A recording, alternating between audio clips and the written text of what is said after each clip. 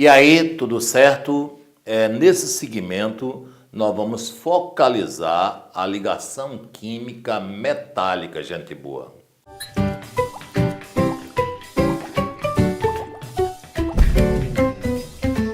Então, a ligação química metálica, ela é uma ligação química que envolve átomos.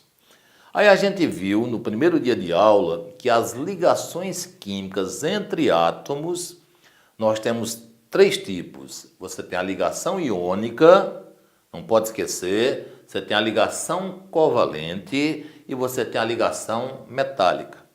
Mas é importante a gente entender que essas ligações, mesmo sendo entre átomos, elas ocorrem de formas diferentes, com objetivos diferentes. Aí é importante que, para que a gente entenda melhor a ligação metálica, a gente faça uma referência primeiro à ligação iônica e à ligação covalente. Dá uma pequena revisada, vamos dizer assim. Então vamos lembrar qual é a finalidade da ligação iônica e como é que ela ocorre. Qual a finalidade da ligação covalente e como é que ela ocorre. Lógico que de forma bem sucinta, porque a gente já viu isso em outras aulas. Ok? Qualquer dúvida que você tiver, você vai na aula de ligação iônica, você vai na aula de ligação covalente. Então vamos tentar lembrar. Aqui eu estou envolvendo, vamos dizer assim, elementos bem conhecidos. Então a gente vai fazer uma ligação química entre sódio e cloro. Aí como é que eu vou identificar aqui o tipo de ligação? Olha, o sódio é um metal. O sódio é um metal porque ele está localizado no grupo 1A da tabela periódica. Então vamos colocar aqui metal.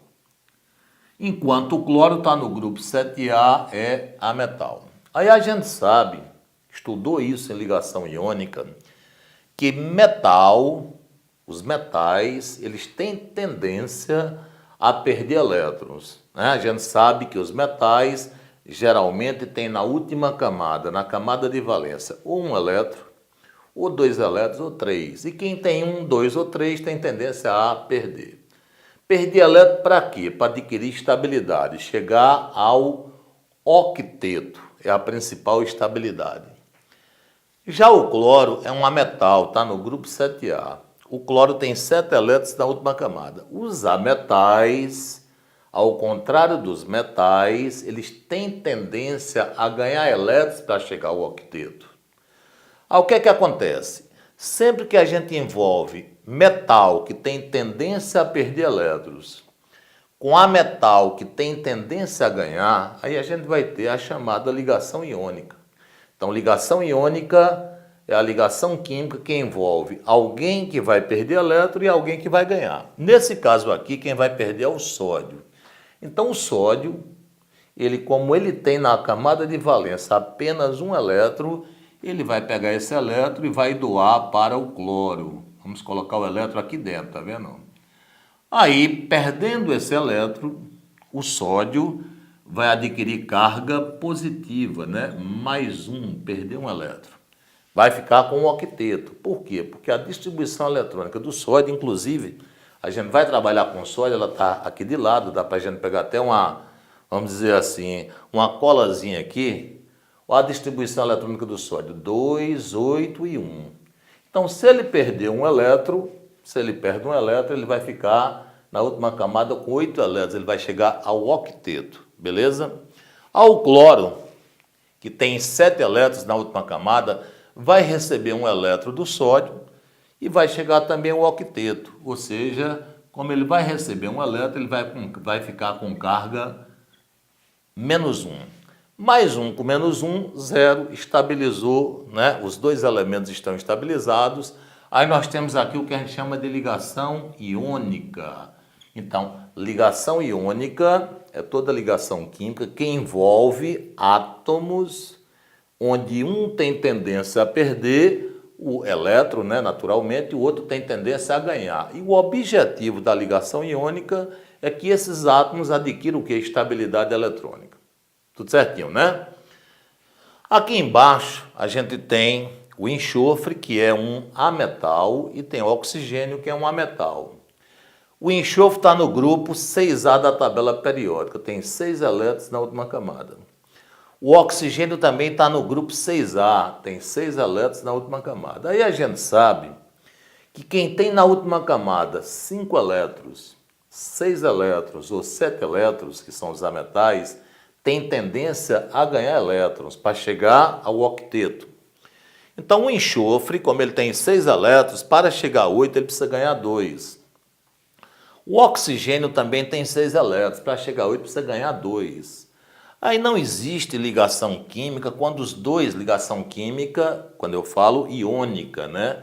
Onde alguém perde, alguém ganha. Então não vai existir doação de elétrons aqui, porque todos os dois querem ganhar. Aí o que é que acontece? A gente viu lá em ligação covalente que quando a gente tem ametais envolvidos, como os dois querem ganhar elétrons, aí o que é que ocorre? Eles fazem um acordo entre eles e o enxofre vai dizer para o oxigênio, olha, eu quero ganhar, você também quer ganhar, não pode os dois ganharem, então nós vamos compartilhar elétrons, nós vamos emparelhar, vamos fazer par de elétrons, onde o par tanto serve para mim como serve para você. Aí, como aqui tem 6 elétrons, para chegar a 8, né, para ser mais breve, vai ter que fazer quantos compartilhamentos? 2. Então, nós vamos ter aqui o que a gente chama de ligação covalente normal. Aí você vai ter o S dupla O, ou seja, aqui você vai ter o SiO, monóxido de enxofre. Essa ligação química que ocorre com compartilhamento de elétrons, nós chamamos de ligação covalente. Qual é o objetivo da ligação covalente? É estabilizar os átomos envolvidos. E essa estabilização veio com o octeto. Vamos conferir, ó. Enxofre, vamos pegar assim, né? 1, 2, 3, 4, 5, 6, 7 e 8. Oxigênio, 1, 2, 3, 4, 5, 6, 7 e 8, porque o par faz parte, né? Serve aos dois átomos envolvidos. Belezinha? Então, chegou ao octeto, chegou ao octeto, chegou ao octeto, chegou ao octeto. Então, essas duas ligações têm como objetivo dar estabilidade eletrônica aos átomos envolvidos. E a ligação metálica, que é nosso objetivo, né? Nossa aula não é iônica, não é covalente, é ligação metálica. Olha, a ligação metálica ela não tem como objetivo dar estabilidade eletrônica aos átomos envolvidos. Então, por isso que a ligação metálica ela é diferenciada. O aluno, às vezes, tem um pouco de dificuldade de entender, até confunde como uma coisa difícil, mas não é, porque a linha é diferente. Aí, para que a gente entenda a ligação metálica, gente boa, é importante que a gente veja uns conceitos antes, para que a gente possa encaixar. Aí eu queria lembrar de uma propriedade periódica chamada de raio atômico. Então, essa propriedade periódica, a gente sabe que nos períodos, essa propriedade ela cresce da direita para a esquerda. Ela cresce assim, ó. Então, o raio do átomo cresce da direita para a esquerda. Mas o que é que muda isso? O que é que tem a ver, né, isso com ligação química? A gente encaixa já. Olha. Se o raio aumenta da direita para a esquerda, eu coloquei aqui a representação de um elétron, tá vendo? Um elétron na camada de valência. Aqui o próton no núcleo, o próton no núcleo, o próton no núcleo. Então, esse elétron na camada de valência, ele está atraído pelo próton. Então, aqui existe uma força de atração, né? O próton está prendendo o elétron. O elétron está girando e o próton está segurando ele. Esse elétron está atraído por esse próton. Esse elétron está atraído por esse próton. Mas o que é que acontece? Se o raio aumenta da direita para a esquerda, a distância entre o próton e o elétron vai aumentando. Ou seja, tenta entender. Na tabela periódica, nos períodos, o raio atômico cresce da direita para a esquerda e o elétron de valência, ou os elétrons de valência, se distanciam do núcleo. Se eles se distanciam do núcleo, diminui a força de atração. Então, se eu chamar isso aqui de átomo 1, chamar isso aqui de átomo 2, átomo 3, A força de atração, vamos botar aqui, ó, a força de atração, tá certo? Entre o elétron e o próton, em 1 é menor que em 2, que é menor que em 3. Por quê? Porque aqui o elétron está mais afastado do próton. Quanto mais distante, menor a força de atração. O que é que ocorre? Esse elétron, como a força de atração entre ele e o núcleo é menor, ele sai mais fácil do átomo, ele pode ser retirado mais fácil do átomo. Então vamos tentar entender. À medida que o raio do átomo aumenta, o elétron de valência se afasta do próton, diminui a força de atração e ele pode ser retirado mais fácil. Ele pode ser retirado mais fácil, beleza? O que é que ocorre? Se você pegar a tabela periódica, os metais estão posicionados na esquerda da tabela. Ou seja, os metais, comparado com os ametais, a tendência é eles aumentarem o raio. Moral da história. Nos metais, o raio do átomo, comparado com os ametais, é maior. O elétron de valência se afasta do núcleo, diminui a força de atração, aí eles ficam mais fáceis de você retirar. Belezinha? Você vai entender já isso. Uma outra coisa que é importante a gente entender, isso aqui é um parâmetro de tabela periódica. Agora eu queria aqui um parâmetro de estrutura atômica. Olha, eu vou pegar aqui, eu peguei o sódio como referência para que você possa entender. Mas o que o professor vai fazer com o sódio acontece com todo o metal. Tá certo? Bem, aqui nós temos o sódio tem 11 elétrons, tem número atômico 11, o sódio tem 3 camadas. Na última camada do sódio, nós temos apenas um elétron, então aqui, ó, 3s1. Mas nós sabemos que na terceira camada de qualquer elemento químico não existe só S. Não existe só S. Na terceira camada de qualquer elemento químico existe S, existe P e existe D. Ok? Só que a gente não coloca porque não tem elétron, está vazio, então a gente não coloca, mas existe. Então, se eu colocar, você vai entender melhor. Então, aqui existe, ó, gente boa, aqui existe 3S1, 3P, aí como não tem elétron, P0, e aqui tem 3D, como não tem elétron, D0. Aí vamos tentar raciocinar. A camada de valência do sódio é a terceira camada. Nessa camada de valência tem 3 subcamadas, mas só tem um elétron. 2 subcamadas ficam vazias. Vamos lembrar de uma coisa. A subcamada S, gente boa, tem quantos orbitais? 1, não é? A subcamada S só tem um orbital. A subcamada P tem quantos orbitais? 3. Vamos fazer aqui os 3. A subcamada D tem quantos orbitais? 5. 5 orbitais. Vamos fazer aqui os 5. Tudo certinho? Então, 1, 2, 3, 4, 5. Eu vou apagar aqui essa ilustração que eu fiz para que a gente possa agora voltar toda a ideia para a ligação metálica. Vamos apagar aqui esse espaço. Bem, eu coloquei como forma de explicação 2 átomos de sódio para você poder entender. Mas veja aqui o seguinte. Na última camada do sódio tem 3 subcamadas. Essas 3 subcamadas, 2 estão vazias e tem apenas um elétron na subcamada S, ou seja, tem apenas um elétron no primeiro orbital. Isso é para um átomo. Vamos aqui para o segundo átomo de sódio. Vamos analisar.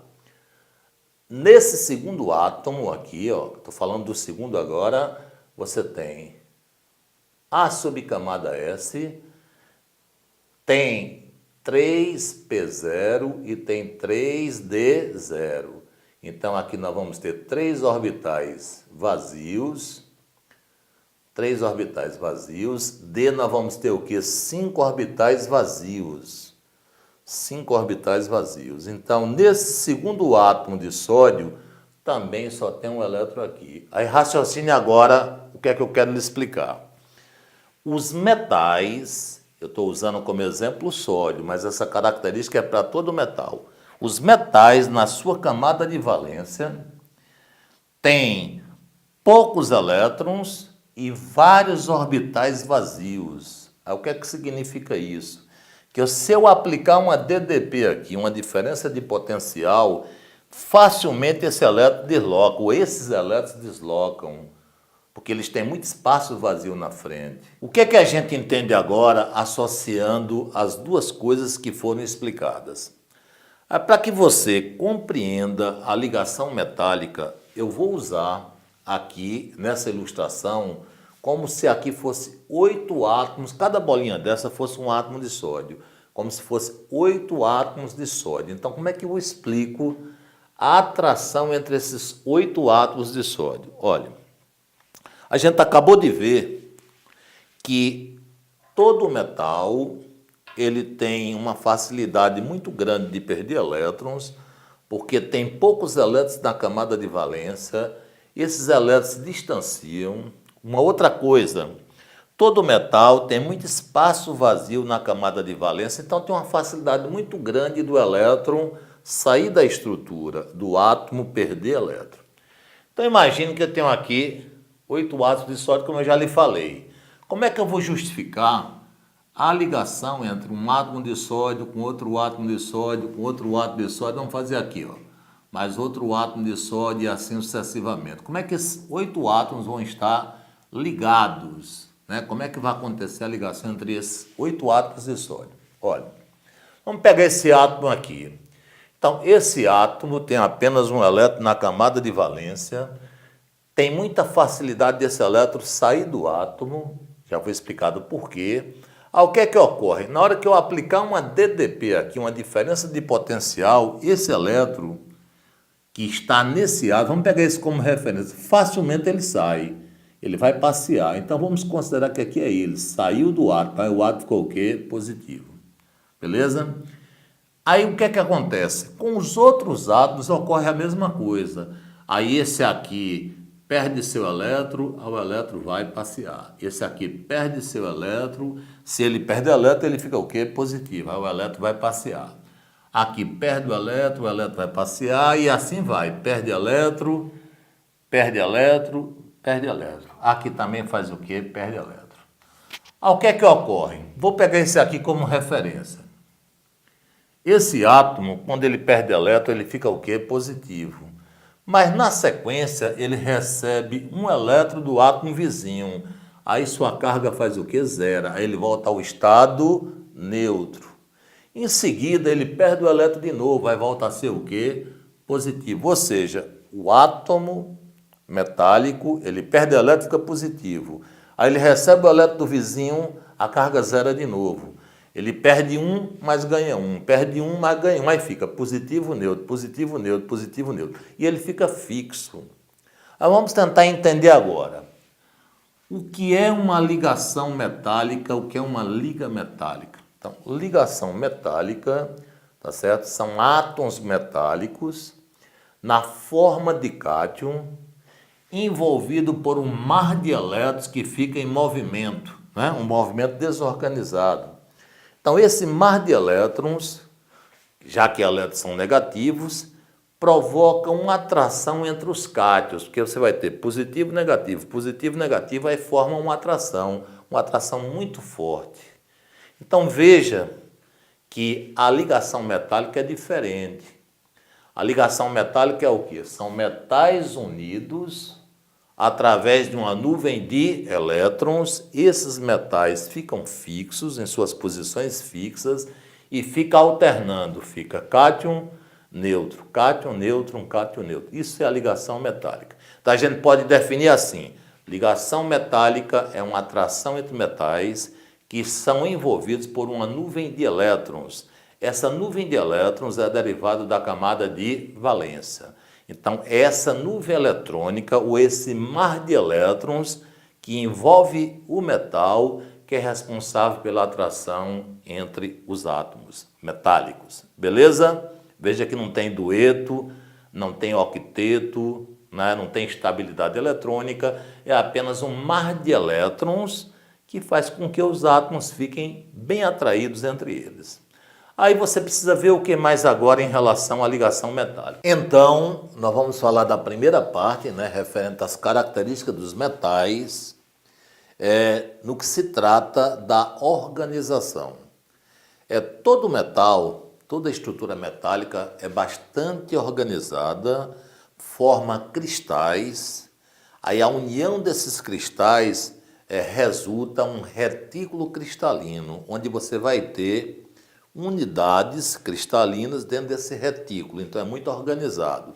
Geralmente, as unidades cristalinas, elas são em forma cúbica, geralmente. Mas você não tem que ter uma preocupação de visualizar a figura, porque esse não é o objetivo da prova.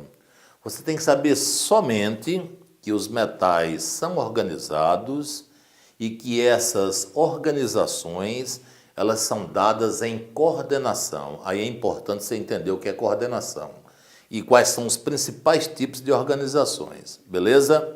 Então, olha, nós temos basicamente, não tem só aqueles casos ali, mas no geral é aquilo. Nós temos as organizações CS, que se chama cúbico simples. Você tem CCC, que se chama cúbico de corpo centrado. Você tem CFC, que se chama cúbico de face centrada, e você tem HC, que se chama hexagonal compacto. É o tipo de organização. Aí a gente precisa saber, em cada tipo de organização daquela ali, qual é a coordenação, qual o tipo de coordenação.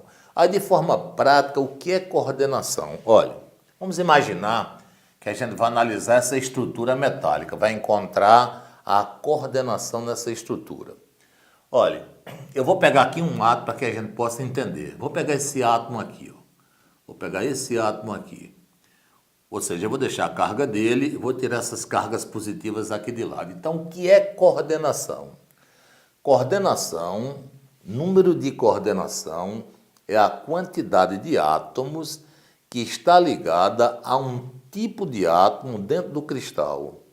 Então, sempre é assim. Um átomo dentro do cristal, ele está ligado a N átomos. Aí aquele número de átomos que está ligado àquele átomo que você visualizou se chama coordenação. Então vamos pegar isso como referência. Então vamos imaginar que você bateu uma foto dessa estrutura. A gente sabe que você não consegue ver um átomo como uma foto, é só uma ilustração. Que você bateu uma foto dessa estrutura e você quer ampliar essa foto para você visualizar um átomo e encontrar quantos átomos estão ligados a esse átomo para definir a coordenação. Vamos usar isso como referência. Então eu bati aqui a foto, ampliei a foto. Aí quando eu visualizei, eu encontrei isso aqui, ó. 1, 2, 3, 4, 5, 6. Eu estou fazendo as bolinhas pequenininhas por causa do espaço. Encontrei 6 átomos ligados a esse átomo. Então, a coordenação aqui é 6. Por quê? Porque coordenação é a quantidade de átomos que está ligado a um átomo do cristal. Aí você pode me perguntar, professor, se você escolhesse esse aqui para analisar, eu estou insistindo em tirar carga, né? Se você escolhesse esse aqui para analisar, quantos átomos estariam em volta dele? 6 também. Aqui vai estar 6, 6, 6, 6, 6. Ou seja, há uma repetição dentro da estrutura. A quantidade de átomos que envolve um átomo vai ser a mesma que vai envolver todos os átomos da estrutura. Aí a gente chama isso de coordenação.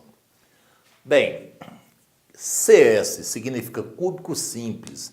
Então, se eu pegar um cristal de um metal e ele é do tipo cúbico simples, qual é a coordenação? Então, a coordenação aqui, gente boa, é 6. Se eu pegar um cúbico de corpo centrado, qual é o número de coordenação? Isso é que você precisa saber. Você não precisa estar preocupado em ver a figura, entender, interpretar o cristal. Não é só saber o tipo de estrutura, né, o tipo de cristal e a coordenação daquele tipo. Então, CCC é cúbico de corpo centrado. A coordenação aqui dá 8, dá em número de 8. CFC, cúbico de face centrada. coordenação 12. HC, hexagonal compacto, coordenação 12. Então, aqui é uma característica importante que você tem que saber no que se refere à ligação metálica, número de coordenação. Beleza? Vamos avançar, né? Tonalidade. Os metais, eles têm, no geral, eles têm apenas uma tonalidade, mas dois metais vão se diferenciar. O cobre, ele tem uma tonalidade avermelhado. Vamos escrever aqui, ó. O cobre tem uma tonalidade avermelhado. Avermelhado. O ouro tem uma tonalidade dourado. Então, tonalidade dourado. Tirando o cobre, que é avermelhado, e o ouro, que é dourado, os outros metais têm como característica tonalidade. Alguns autores falam prateado. Prateado. Alguns autores falam acinzentado. O acinzentado é outra característica dos metais. Maleabilidade. O que é maleabilidade? Todo metal, com exceção o mercúrio, naturalmente, porque o mercúrio é líquido, mas todo metal ele pode ser transformado em lâmina. Então, maleabilidade é a capacidade de se transformar em lâmina. Ductibilidade. Ductibilidade é a capacidade que os metais têm de se transformar em fio. O metal mais dúctil, você não pode esquecer, é o ouro, ok? Tenacidade. Tenacidade é a resistência que os metais têm ao impacto mecânico. São características dos metais. Estado físico. Todo metal é sólido. O único metal que não é sólido é o mercúrio. O mercúrio é líquido, não pode esquecer. Ponto de fusão e ponto de ebulição. Com exceção ao mercúrio, que é líquido, vamos dizer assim, e alguns metais são poucos, por exemplo, o galho, eles têm ponto de fusão baixo, mas a maioria tem altas temperaturas de fusão e ebulição. É interessante frisar uma coisa que você não pode esquecer. Aqui nesse ponto, tá vendo? Condução de corrente elétrica. Então, os únicos materiais que no estado sólido são capazes de conduzir corrente elétrica são os metais e a grafite. Grafite a gente sabe que não é metal, né? Grafite é ametal. A particularidade da grafite conduzir corrente elétrica é porque na grafite existe um fenômeno chamado de ressonância. Então não esqueça, condução de corrente elétrica no estado sólido nós temos metal e grafite, beleza? Para a gente fechar, vamos falar aqui da composição das principais ligas metálicas. O bronze. No bronze a gente sabe que tem cobre. Quando eu falo assim principais é porque são aquelas mais cobradas nos vestibulares, né? Então o bronze tem cobre, o latão também tem cobre. Qual a diferença do bronze para o latão? É que no bronze tem cobre e estânio. E no latão você tem cobre e zinco. Ouro 18 quilates. Ouro 18 quilates a gente tem na mistura o ouro, nós temos o cobre e nós temos a prata.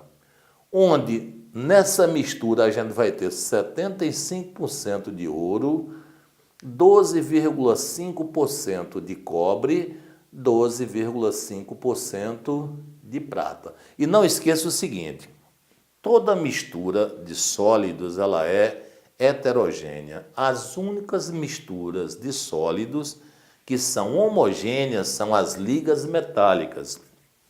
E a gente sabe que toda mistura homogênea é chamada de solução. Ok? Aí no caso aqui, como exemplo, né? Vamos pegar mais fácil. Aqui no caso do ouro 18 quilates, o solvente, porque toda solução você sabe que tem soluto e tem solvente. Então o solvente aqui é o ouro.